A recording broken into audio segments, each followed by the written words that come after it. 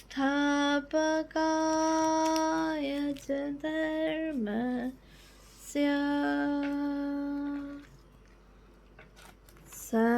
सर्वधर्म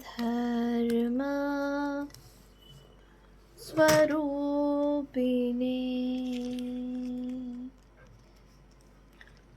अवतार वरिष्ठाय रामकृष्णाय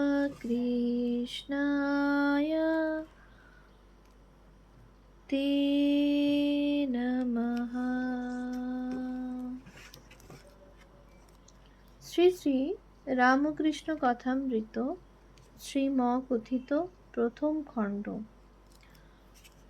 তব কথামৃতম তপ্ত জীবনম কবিভিড়িতম কলমশাপহম শ্রবণমঙ্গলম শ্রীমদাততম ভুবি গৃণন্তি ये ধুরিদা জনা। শ্রীমদ্ ভাগবত গোপী গীতা, পৃষ্ঠা সংখ্যা 298, 1883, 26শে নভেম্বর, তৃতীয় পরিচ্ছেদ। শ্রীযুক্ত বিজয় গোস্বামীর নির্জনে সাধন। শ্রীযুক্ত বিজয় গোস্বামী সবে গয়া হইতে ফিরিয়াছেন। সেখানে অনেক দিন নির্জনে বাস ও সাধুসঙ্গ হইয়াছিল। এক্ষণে তিনি গৈরিক বসন পরিধান করিয়াছেন। অবস্থা ভারী সুন্দর, যেন সর্বদা অন্তর্মুখ। পরমহংসদেবের নিকট হেঁট মুখ হইয়া বসিয়া রহিয়াছেন, যেন মগ্ন হইয়া কি ভাবিতেছেন।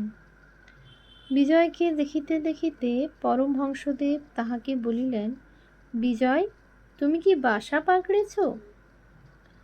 দেখো, দুজন সাধু ভ্রমণ করতে করতে একটি শহরে এসে পড়েছিল। একজন হাঁ করে শহরের বাজার, দোকান, বাড়ি দেখছিল। এমন সময় অপরটির সঙ্গে দেখা হলো। তখন সে সাধুটি বললে, তুমি হাঁ করে শহর দেখছ, তল্পি তল্পা কোথায়? প্রথম সাধুটি বললে, আমি আগে বাসা পাকড়ে তল্পি তল্পা রেখে ঘরে চাবি দিয়ে নিশ্চিন্ত হয়ে বেরিয়েছি। এখন শহরে রং দেখে বেড়াচ্ছি। তাই তোমায় জিজ্ঞাসা করছি, তুমি কি বাসা পাকড়েছ? মাস্টার ইত্যাদির প্রতি, দেখো, বিজয়ের এতদিন ফোয়ারা চাপা ছিল, এইবার খুলে গেছে। বিজয় ও শিবনাথ, নিষ্কাম কর্ম, সন্ন্যাসীর বাসনা ত্যাগ। বিজয়ের প্রতি, দেখো, শিবনাথের ভারী ঝঞ্ঝাট। খবরের কাগজ লিখতে হয়, আর অনেক কর্ম করতে হয়। বিষয়কর্ম করলেই অশান্তি হয়, অনেক ভাবনা চিন্তা জোটে। শ্রীমদ্ ভাগবতে আছে যে অবধূত 24 গুরুর মধ্যে চিলকে একটি গুরু করেছিলেন। এক জায়গায় জেলেরা মাছ ধরছিল। একটি চিল এসে একটা মাছ ছোঁ মেরে নিয়ে গেল। কিন্তু মাছ দেখে পেছনে পেছনে প্রায় 1000 কাক চিলকে তাড়া করে গেল, আর সঙ্গে সঙ্গে কা কা করে বড় গোলমাল করতে লাগলো। মাছ নিয়ে চিল যেদিকে যায়, কাকগুলো তাড়া করে সেই দিকে যেতে লাগলো। দক্ষিণ দিকে চিলটা গেল, কাকগুলো সেই দিকে গেল। আবার উত্তর দিকে যখন সে গেল, ওরাও সেই দিকে গেল। এইরূপে পূর্ব দিকে ও পশ্চিম দিকে চিল ঘুরতে লাগলো। শেষে ব্যতিব্যস্ত হয়ে ঘুরতে ঘুরতে মাছটা তার কাছ থেকে পড়ে গেল। তখন কাকগুলো চিলকে ছেড়ে মাছের দিকে গেল। চিল তখন নিশ্চিন্ত হয়ে একটা গাছের ডালের উপর গিয়ে বসল। বসে ভাবতে লাগলো, ওই মাছটা যত গোল করেছিল, এখন মাছ কাছে নাই, আমি নিশ্চিন্ত হলুম। অবধূত চিলের কাছে এই শিক্ষা করলেন যে যতক্ষণ সঙ্গে মাছ থাকে, অর্থাৎ বাসনা থাকে, ততক্ষণ কর্ম থাকে, আর কর্মের দরুন ভাবনা, চিন্তা, অশান্তি। বাসনার ত্যাগ হলেই কর্মক্ষয় হয় আর শান্তি হয়। তবে নিষ্কাম কর্ম ভালো, তাতে অশান্তি হয় না, কিন্তু নিষ্কাম কর্ম করা বড় কঠিন। মনে করছি নিষ্কাম কর্ম করছি, কিন্তু কোথা থেকে কামনা এসে পড়ে জানতে দেয় না। আগে যদি অনেক সাধন থাকে, সাধনের বলে কেউ কেউ নিষ্কাম কর্ম করতে পারে। ঈশ্বর দর্শনের পর নিষ্কাম কর্ম অনায়াসে করা যায়।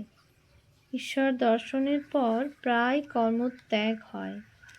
দুই একজন নারদাদি লোকশিক্ষার জন্য কর্ম করে।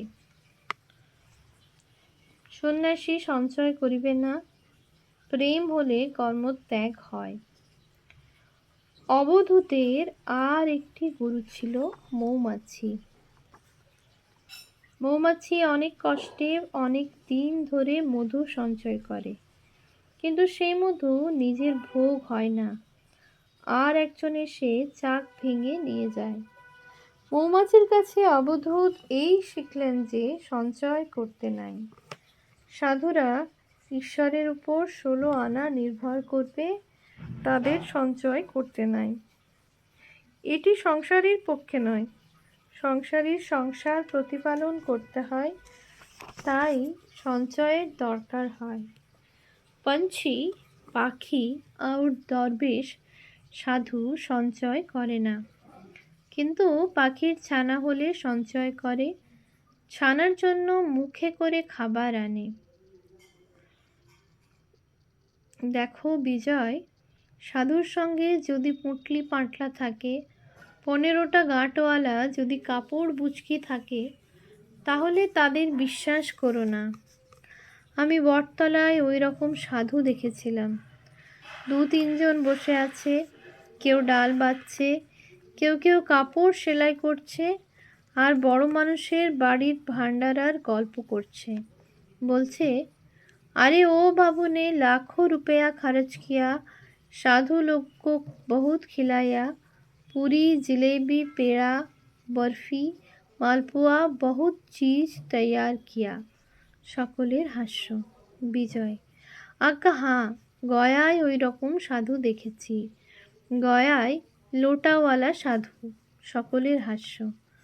শ্রী রামকৃষ্ণ বিজয়ের প্রতি। ঈশ্বরের প্রতি প্রেম আসলে কর্মত্যাগ আপনি হয়ে যায়। যাদের ঈশ্বর কর্ম করাচ্ছেন তারা করুক। তোমার এখন সময় হয়েছে, সব ছেড়ে তুমি বলো, মন তুই দেখ আর আমি দেখি, আর যেন কেউ নাহি দেখে। এই বলিয়া ভগবান শ্রী রামকৃষ্ণ সেই অতুলনীয় কণ্ঠে মাধুর্য বর্ষণ করিতে করিতে গান গাহিলেন, যতনে হৃদয়ে রেখো আদরিণী শ্যামা মাকে, মন তুই দেখ আর আমি দেখি, আর যেন কেউ নাহি দেখে। কামাদিরে দিয়ে ফাঁকি, আয় মন বিরলে দেখি, রসনারে সঙ্গে রাখি, সে যেন মা বলে ডাকে। মাঝে মাঝে সে যেন মা বলে ডাকে। কুরুচি কুমন্ত্রী যত, নিকট হয়ে হতে দিও নাকো, জ্ঞান ও নয়নকে প্রহরী রেখো, সে যেন সাবধানে থাকে, খুব যেন সাবধানে থাকে। বিজয়ের প্রতি। ভগবানের শরণাগত হয়ে এখন লজ্জা ভয় এসব ত্যাগ করো। আমি হরিনামে যদি নাচি, লোকে আমায় কি বলবে, এসব ভাব ত্যাগ করো। লজ্জা ঘৃণা ভয়। লজ্জা ঘৃণা ভয় 3 থাকতে নয়। লজ্জা ঘৃণা ভয়, জাতি অভিমান, গোপন ইচ্ছা এসব পাশ। এসব গেলে জীবের মুক্তি হয়। পাশবদ্ধ জীব, পাশমুক্ত শিব। ভগবানের প্রেম দুর্লভ জিনিস। প্রথমে স্ত্রীর যেমন স্বামীতে নিষ্ঠা, সেইরূপ নিষ্ঠা যদি ঈশ্বরেতে হয় তবেই ভক্তি হয়। শুদ্ধা ভক্তি হওয়া বড় কঠিন। ভক্তিতে প্রাণ মন ঈশ্বরেতে লীন হয়। তারপর ভাবেতে মানুষ অবাক হয়। বায়ু স্থির হয়ে যায়, আপনি কুম্ভক হয়। যেমন বন্দুকে গুলি ছোড়বার সময় যে ব্যক্তি গুলি ছোড়ে সে বাকশূন্য হয় ও তার বায়ু স্থির হয়ে যায়। প্রেম হওয়া অনেক দূরের কথা। চৈতন্যদেবের প্রেম হয়েছিল।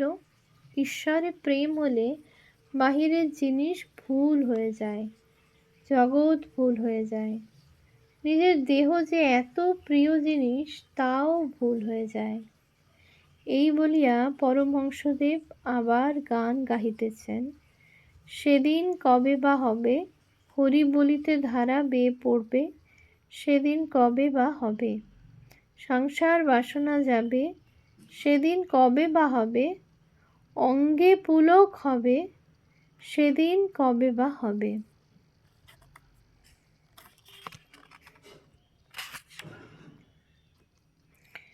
চতুর্থ পরিচ্ছেদ, ভাব ও কুম্ভক, মহাবায়ু উঠিলে ভগবান দর্শন। এইরূপ কথাবার্তা চলিতেছে, এমন সময় নিমন্ত্রিত আর কয়েকটি ব্রাহ্মভক্ত আসিয়া উপস্থিত হইলেন। তন্মধ্যে কয়েকটি পণ্ডিত ও উচ্চপদস্থ রাজকর্মচারী। তাহাদের মধ্যে একজন শ্রী রজনীনাথ রায়। ঠাকুর বলিতেছেন, ভাব হইলে বায়ু স্থির হয়।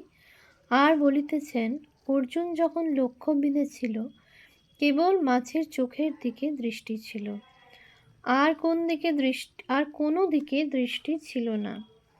এমনকি চোখ ছাড়া আর কোনো অঙ্গ দেখতে পায় নাই। এরূপ অবস্থায় বায়ু স্থির হয়, কুম্ভক হয়। ঈশ্বর দর্শনের একটি লক্ষণ, ভিতর থেকে মহাবায়ু গড়গড় করে উঠে মাথার দিকে যায়।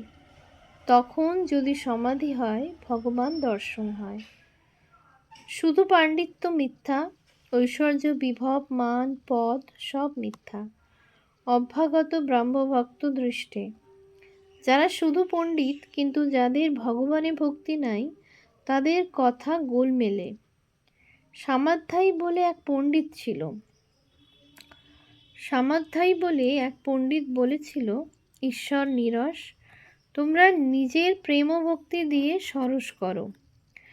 বেদে যাকে রসস্বরূপ বলেছে তাকে কিনা নীরস বলে। আর এতে বোধ হচ্ছে সে ব্যক্তি ঈশ্বর কি বস্তু কখনো জানে নাই, তাই এই রূপ গোলমেলে কথা। একজন বলেছিল, আমার মামার বাড়িতে এক গোয়াল ঘোড়া আছে। এ কথায় বুঝতে হবে ঘোড়া আদবেই নাই, কেননা গোয়ালে ঘোড়া থাকে না। সকলের হাস্য। কেউ ঐশ্বর্যের, বিভব, মান, পদ এই সবের অহংকার করে।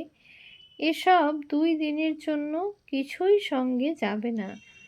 একটা গানে আছে, ভেবে দেখ মন কেউ কারু নয়, মিছে ভ্রম ভূমণ্ডলে, ভুলো না দক্ষিণাকালী বদ্ধ হয়ে মায়া জালে।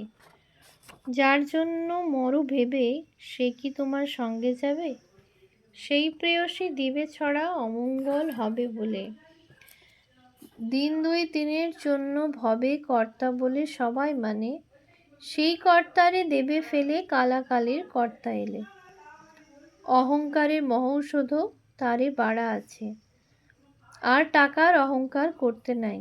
যদি বলো আমি ধনী, তো ধনীর আবার তারে বাড়া আছে।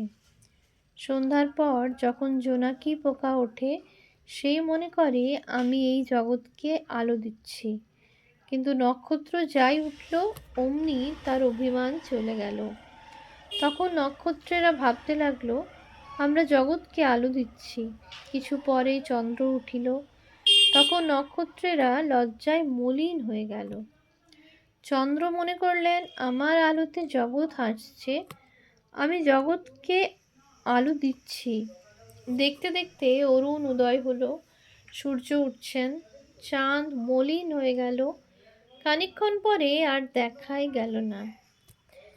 ধনীরা যদি এইগুলি ভাবে তাহলে ধনের অহংকার হয় না। উৎসব উপলক্ষে মণিলাল অনেক উপাদেয় খাদ্য সামগ্রী আয়োজন করিয়াছেন। তিনি অনেক যত্ন করিয়া শ্রীরামকৃষ্ণ ও সমবেত ভক্তগণকে পরিতোষ করিয়া খাওয়াইলেন। যখন সকলে বাড়ি প্রত্যাগমন করিলেন, তখন রাত্রি অনেক, কিন্তু কাহারও কোনো কষ্ট হয় নাই। ওম শান্তি শান্তি শান্তি। হরি ওম তৎসৎ। শ্রীরামকৃষ্ণার্পণমস্তু।